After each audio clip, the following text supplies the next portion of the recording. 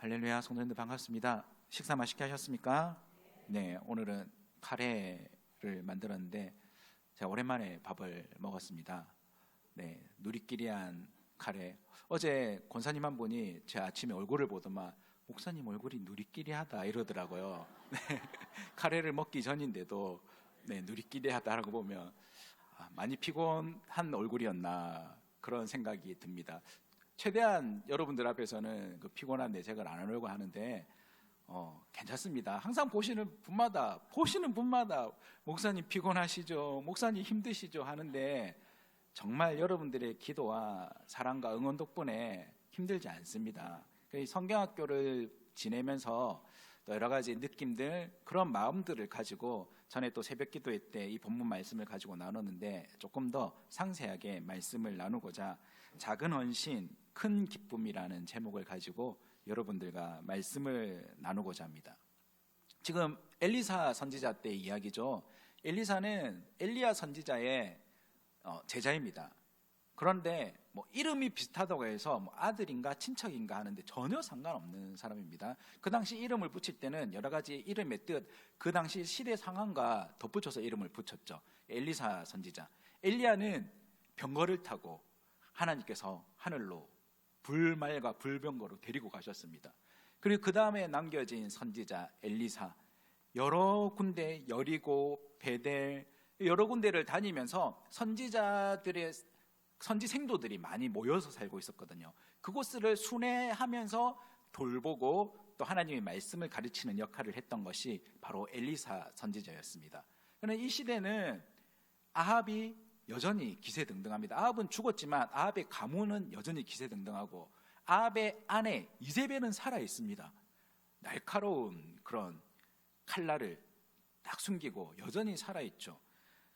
그리고 상황이 굉장히 좋지 못했습니다. 아합 시대 때 3년 6개월 동안 비가 내리지 않았지만 지금 이 시대 때는 전 북이스라엘의 기근과 먹을 것이 없던 그런 시대였습니다. 선지자 생도들도 먹을 것이 없던 그런 상황이었죠. 기근은 왜 생기는 것입니까? 이스라엘은 늘 하나님의 은혜와 축복 속에 이른 비와 늦은 비를 주시면서 하나님께서 돌보시는 그런 땅이었습니다. 기근이 있다는 것은 하나님의 나라 이스라엘의 기근이 있다는 것은 하나님의 심판인 것이죠. 가뭄, 메뚜기 떼와 같은 재앙, 너무 무더운 날씨, 그 당시 고대 사회는 흔했지만 이스라엘은 그렇지 않았습니다. 하나님 앞에서 올바로 살아가지 않기 때문에 하나님을 떠나고 하나님을 섬기지 않는 그런 모습 때문에 하나님께서는 그들에게 이런 기근이라는 방법으로 하나님은 심판을 내리신 것입니다. 심판의 목적은 무엇입니까? 고통받으라는 것이 아니죠. 나에게 돌아오라는 것입니다. 너희에게 정말 참된 축복과 은혜를 주는 것은 바알과 아세라 같은 우상이 아니라 바로 나 여호와니까 돌아오라는 것이죠. 오늘 본문에서도 이 기근 속에 있습니다. 기근 속에서 하나님은 그래도 어떤 사람을 돌보시고 생명을 보존하시는지 말씀을 통해서 보여주는 것이죠. 기근과 관련하여 오늘 본문에 제자들이 등장하고 그리고 수넴 여인이 겪는 기근, 쇠도끼를 되찾는 사건, 굶주린 사마리아 이야기 등이 계속 쭉 등장합니다. 오늘 말씀해 보면 길갈에 가죠. 길갈에도 선지 생도들이 살고 있었습니다. 여러분들 길갈은 어떤 곳입니까? 바로 희망의 장소였습니다. 이스라엘이 출애굽한 다음에 40년 만에 가나안 땅에 첫 발을 디딘 곳이 바로 길갈이었죠. 하나님께서는 길갈에서 할례를 행하라 그렇게 명령하지 않습니까? 하나님 명령에 따라 길갈에서 할례를 행하고 하나님 말씀 그 은혜에 충만해서 이제 여리고를 비롯해서 가나안을 정복하는 그 시작점이 바로 길갈입니다. 그리고 길갈은 특별히 여호수아 시대에 12도를 그곳에 세웠습니다. 하나님 앞에서 언약을 세워서 하나님의 은혜를 기억하기로 다짐했던 그런 역사적인 장소가 바로 이 길갈입니다. 그러나 길갈이 어떻게 되었습니까? 길갈에 이르니 그 땅에 흉년이 들었는데 길갈마저 기근으로 인해 저주 아래 놓여 있는 것이죠. 엘리사는 제자들이 굶주리고 있는 상황에서 솥을 걸고 큰 소식이었죠. 얼마나 큰 소식이었습니까? 솥을 걸고 국을 끓여라 그렇게 명령합니다. 이 국은 오늘 오이 냉채국이었죠, 맞죠? 건더기보다는 국물이 많지 않습니까?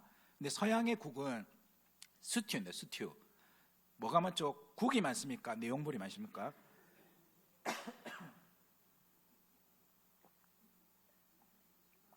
아유, 죄송합니다. 내용물이 더 많죠. 그런데 내용물 넣을 게 뭐가 있습니까? 지금 기근 중에. 그러니까 국만 멀겋지 내용물이 없으니까 오늘 말씀해 보면 한 제자가 너무 딱해서 들로 나갑니다. 밭으로 나갑니다. 뭐가 있는지 살피러 이렇게 산에 가는 거죠. 그래 가다가 이 포도덩굴 아래에서 들호박을 발견합니다. 들호박 얼마나 귀합니까? 그 들호박. 그것을 발견하자마자 들호박을 39절에 보시면 들호박을 따서 옷자락에 채워가지고 뭐 다른 우리 봉투나 그런 게 없으니까 옷자락에 막 넣어가지고 기쁜 마음으로 그것을 가지고 돌아와서 국 끓이는데 그대로 썰어가지고 넣었습니다. 그러니까 다른 선지자 제자들 한 100명 정도가 와 우리 씹을 거 생겼다, 좋다 하면서 그 끓이기만을 부글부글 끓어오르기만을 기다리고 있었습니다. 그리고 이제 설레는 마음으로 그 국을 하나하나 받아들고 감사하기도 하고 딱 먹었는데 먹는 순간 어땠습니까? 와, 다 토하고 난리가 난 거죠. 네, 입에 넣자마자 그게 먹지 못하는 정말 쓰고 독이 있는 그런 국이라는 것을 알게 된 것이죠. 한 사람이 먼저 간을 봤으면 좋겠는데 그럴 여유도 없이 모두가 배가 고팠기에 국을 받자마자 입에 막 털어넣었습니다. 그러나 못 먹는 그런 국이었습니다. 얼마나 안타깝습니까? 그래서 그들은 외칩니다. 하나님의 사람이여 솥에 죽음의 독이 있나이다. 그러나 이 번역이 뒤바뀌었습니다. 사실은 솥에 죽음의 독이 있나이다. 하나님의 사람이여 그렇게 소리를 치게 된 것이죠. 그리고 그 소식을 듣자마자 엘리사가 찾아오는 것이죠. 하나님의 사람은 엘리사죠. 엘리사가 찾아오니 엘리사는 하나님이 주신 영감에 따라서 국에 가루를 집어넣습니다. 이 가루는 성경에 보면 히브리 성경에 보면 밀가루입니다. 밀가루 뭐 다른 게 아니죠. 밀가루를 그 국에 풀게 합니다. 그 순간 도저히 먹을 수 없었던 국이 먹을 수 있는 국으로 변하였습니다. 여러분들 이 밀가루가 들호박에 있는 그 독성을 해독할 수 있는 성분이 있습니까? 없습니다. 이 밀가루 자체는 아무런 그런 독을 없애는 그런 게 아무것도 없는 것입니다. 뭐 마법의 가루가 아닙니다. 그런데 어떻게 이런 역사가 일어나게 된 것이죠? 이 제자들이 먹자마자 독인 것을 알았을 때 정말 독이 있나이다 하면서 누구를 찾았습니까? 하나님의 사람을 찾았기 때문에 하나님은 엘리사를 통해 밀가루를 넣으라는 그런 영감을 주셨고 그 일을 명하시는 분이 하나님이시기에 밀가루를 넣는 일을 통해 능력이 나타났던 것이죠. 이 밀가루를 넣는 그런 행위로는 아무런 능력이 없지만 사람을 찾았고 순종하고 밀가루를 넣는 그걸 통해서 하나님께서는 역사를 일으킨 것입니다. 지금 이 상황은 어떻습니까? 서로 굶주려 있습니다. 여러분들 중에 배가 고프면 예민하신 분들 있죠. 예, 배가 고프면 잠을 못 자고 예민하신 분들 있을 것입니다. 근데 지금은 더 그렇죠. 얼마나 예민합니까? 그러나 오늘 말씀해 보면 이 들호박을 따온 사람을 아무도 원망하지 않았습니다. 들호박 네가 왜 그거 따왔어? 왜 그거 네가 맛도 안 보고 먼저 넣었어? 하면서 이 죽일 놈 살릴 놈 하면서 그 사람을 타박하지 않았던 것이죠. 왜 그렇습니까? 그 들호박을 따온 그 사람의 선한 의도를 서로 알았기 때문입니다. 그 사람이 들호박을 따왔을 때 그 표정, 얘들아 내가 들호박 따왔어, 막 옷자락에 담아온 호박을 들고 오는 그 사람의 마음을 서로 알았기에 원망하지 않았죠. 그리고 하나님의 사람을 찾은 것입니다. 하나님의 사람을 찾은 것은 하나님의 돌보심을 구한 것입니다. 성도님들, 우리도 함께 사역하다가 선한 의도이지만 모르고 혹은 생각처럼 잘 안 되어서 실수할 경우가 많이 있습니다. 오늘 39절 하반절을 보십시오. 솥에 넣되 그들은 무엇인지 알지 못한지라. 알았다면 넣지 않았겠죠. 선한 의도이지만 서로 몰랐기 때문에 이런 일이 발생한 것이죠. 우리도 그렇습니다. 무언가 할 때 내가 열심히 하고자 하는데 어떤 결과가 생길지 모르고 그렇게 할 때가 많이 있지 않습니까? 그럴 경우 참 교회 사역하다가 많은 것 같습니다. 그럴 때 우리가 서로 타박하거나 원망하기보다 어때야 됩니까? 다독여주고, 무엇보다 하나님의 사람이요 하나님의 사람을 찾는 것처럼 하나님께 은혜를 구하는 우리의 모습이 되었으면 좋겠습니다. 그게 바로 교회 공동체 모습 아니겠습니까? 이번 성경학교를 하면서 성경학교 이제 첫날 저녁에 가장 중요한 프로그램이 바로 세족식이었습니다. 세족식을 하려면 뭐가 준비가 돼야 되죠? 네, 의자도 준비돼야 되지만 물 담을 대야가 필요합니다. 그래서 우리가 회의할 때 대야 이렇게 10개 정도 사서 아이들에게 갈 때 나눠주면 되겠다, 그런 이야기 많이 했는데, 이제 제가 저녁에 세족식 이제 인도를 하기 위해서 애들 다 모아놓고 분위기 만들어놓고 이제 우리 세족식을 할 건데, 그때 대야가 없는 것을 발견했습니다. 그 대야를 준비해야 될 분이 깜빡 잊은 거죠. 깜빡 잊었습니다. 그러나 그 준비해야 될 분에게 우리 교사들이 왜 준비 안 했어? 경주까지 가서 사올 거야. 그렇게 말한 사람 아무도 없습니다. 왜 그렇습니까? 왜냐하면 얼마나 준비할 게 많은데, 얼마나 신경 쓸 게 많은데요. 이거 사야 되고 저거 사야 되고, 그리고 우리가 저녁에 먹을 것, 음식들 그 마트 가가지고 다 사와서 다 준비하신 분이 그분이라는 걸 알기 때문에 아무도 원망하지 않았습니다. 그런데 놀라운 건 뭔지 압니까?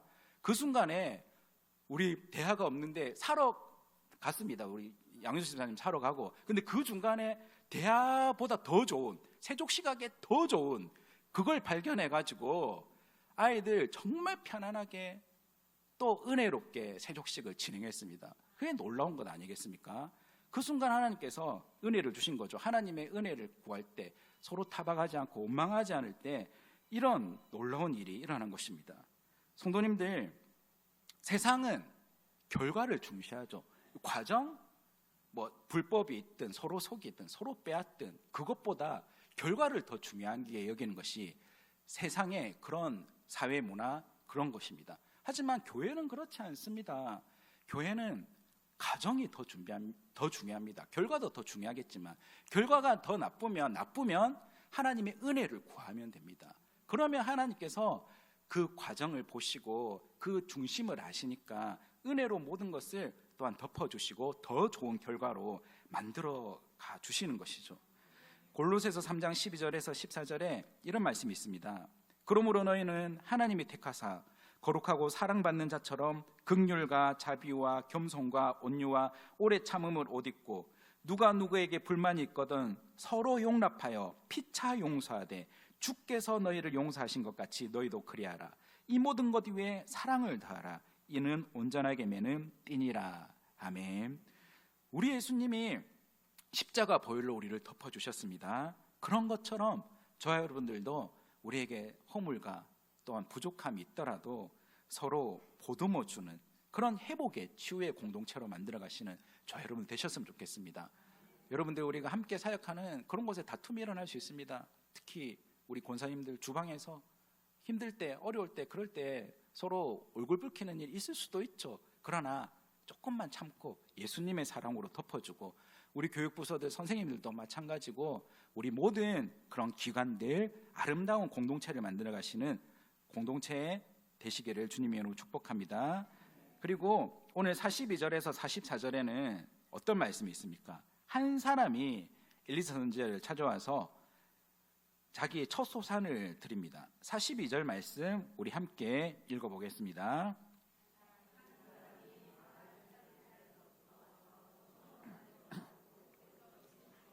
떡 하루에 담은 채소를 하나님의 사람에게 들은지라. 그가 이르되 무리에게 주어 먹게 하라. 아멘. 네, 우리 맥추 감사절 보리 열매가 빨리 열죠. 그래서 이 기근 때에 귀한 첫 수확을 했습니다. 그걸 가지고 보리떡 20개를 만들었습니다. 그리고 자루 하나에 채소를 담아서 바알 살리사에부터 이 길갈까지 찾아왔습니다. 엘리사에게 그걸 준 거죠. 엘리사는 그것을 받아서 무리에 주어 먹게 하라, 그렇게 말을 하고 있습니다. 많은 것들 아니죠. 보리떡 20개, 대야에 있는 그런 것들, 아주 작은 것 아니겠습니까? 많은 내용은 아닙니다. 하지만 어떻습니까? 너무나도 귀한 것입니다. 이 기근 때에 그만한 것들, 정말 그 마음이 너무 아름답지 않습니까? 이게 보잘것없다고 엘리사는 불평하지 않았죠. 정말 그 마음을 알기 때문에 멀리서부터 엘리사와 그리고 선지자를 생각해서 가져온 그 사람의 마음을 알았습니다. 그리고 그것을 무리에게 나누어 주어 먹게 하라고 말을 하는 것이죠. 그런데 소박하지만 그러나 너무나도 아름답습니다. 자신의 형편도 어려울 텐데 그 귀한 첫 소산을 엘리사에게 가져다 준 것이기 때문이죠. 엘리사 함께 있는 무리 100명이 먹기에는 턱없이 적은 양이라는 것을 알고 있습니다. 그래서 나누어 주게 먹으라 하니 43절에 그 받아든 사환은 어떻게 반응합니까? 내가 어찌 이것을 100명에게 주겠나이까? 그렇게 반응을 합니다. 당연한 반응입니다. 당연한 계산기 두드리면 딱 나오죠. 이거 어떻게 100명이 먹을 수 있냐는 것입니다. 턱없이 부족한 것이죠. 하지만 엘리사는 무조건 나눠주라고 말합니다. 이유는 무엇입니까? 43절 하반절에 여호와의 말씀이 그들이 먹고 남으리라 하셨느니라, 그렇게 말씀하셨습니다. 엘리사에게는 아무 능력이 없습니다. 뒤에도 여러 가지 기적과 이적을 베풀지만 엘리야도 마찬가지고 엘리사에게도 아무런 능력이 없습니다. 하지만 엘리야와 엘리사가 탁월한 능력이 있는데 어떤 능력이냐면 계산하지 않고 하나님의 말씀이라면 순종할 수 있는, 믿고 순종하는 능력이 있었습니다. 말씀에 순종할 때 기적이 일어나는 것이죠. 그래서 말씀에 순종하면서 그 사환에게도 네가 이거 나눠주라고 그렇게 말을 한 것입니다. 결과는 어땠습니까? 44절 말씀 우리 함께 읽어보겠습니다. 그가 그들 앞에 주었더니 여호와께서 말씀하신 대로 먹고 남았더라. 아멘. 네, 순종하고 행할 때 이런 놀라운 일이 일어난 것이죠. 성도님들, 우리가 현실을 무시할 수는 없지만 분명 하나님의 말씀이라는 확신과 성령의 감동이 있다면 우리가 믿고 순종해야 됩니다. 그럴 때 하나님께서는 그 순종을 보시고 놀라운 역사와 기적을 일으키는 것이죠. 여기 보면 작은 헌신이지만, 작은 섬김이지만 큰 기쁨과 큰 감동, 놀라운 역사가 일어났습니다. 우리가 주님의 몸된 교회를 섬길 때 여러 헌금도 많이 하고 기도도 하고 교회를 세워가지만 무엇보다 우리들이 서로 로마서 12장 13절 말씀처럼 성도들의 쓸 것을 공급하며 손대접하기를 힘쓰는 우리가 되어야 되는 것이죠. 아주 작은 섬김이지만 이 작은 섬김으로 하나님은 놀라운 축복과 역사를 일으키는 것입니다. 여러분들, 나비 효과라는 말 많이 들어보셨죠? 나비 효과. 나비의 작은 날개짓처럼 미세한 변화가, 작은 차이지만 사소한 사건이 추후에 예상하지 못한 엄청난 결과나 파장으로 이어지게 되는 현상을 말합니다. 하나님 나라의 놀라운 은혜와 축복과 하나님의 임재는 이 작은 헌신, 작은 믿음, 작은 이런 헌신을 통해서 큰 축복과 큰 역사를 이루어가게 되는 것이죠. 우리 이번 성경학교를 보내면서 여러분들의 놀라운 헌신이 있었습니다. 정말 많은 우리 권사님들이 또한 아이들 식사 준비를 위해서 수고하셨고, 그리고 어떤 권사님은 이제 손수 농사지은 그 옥수수 나눠 먹으러 주셨고, 또 많은 분들이 물질로, 기도로, 헌신으로 그렇게 수고하여 주셨습니다. 그렇게 눈에 보이는 작았지만 그런 수고를 통해서 아이들은 마음속에 놀라운 그런 여러분들의 섬김과 그런 희생을 보고 그들 마음 가운데 감사와 또 여러 놀라운 그런 은혜들이 심겨지게 되는 것이죠.